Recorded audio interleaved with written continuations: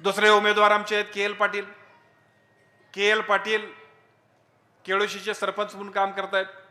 अतिशय चांगल्या पद्धतीनं त्या केळोशीच्या विकासासाठी ज्या पद्धतीनं पहिल्या टप्प्यात आम्ही सगळ्यांनी स्वप्न बघितलं होतं, केळोशी आणि बाकीच्या सगळ्या 12 वाड्या ज्याचा उल्लेख आदरणीय जालंधर पाटील सरांनी सुद्धा केला, त्या कुंभारवाडी आणि आमच्या पलीकडच्या बाजूला आमच्या हनबरवाडीपर्यंतच्या सगळ्या वाड्यांच्या पर्यंत ज्या पद्धतीनं पोहोचत आम्ही सगळ्यांनी काम केलं, त्या सगळ्या कामामध्ये मी आमदार म्हणून काम करत होतो आणि माझ्याबरोबर खांद्याला खांदा लावून या माझ्या केळोशीतला डांबरी रस्ता सगळा झाला पाहिजे, या माझ्या केळोशीतले सगळे प्रश्न सुटले पाहिजेत, माझ्या केळोशीमध्ये उपकेंद्र झालं पाहिजे, अशा पद्धतीची भावना घेऊन अतिशय झटून काम करणारा, प्रत्येक वाडी वस्तीतल्या माणसाचा न्याय निवाडा करण्यापासून त्याला ताकद देणं, आधार देणं, त्याच्यासाठी उभा राहणं आणि सातत्यानं गावच्या विकासाचं स्वप्न बघणं, असं करत करत आज पंचायत समितीची उमेदवारी लढवणारे दुसरे आमचे उमेदवार सन्माननीय के एल पाटील साहेब.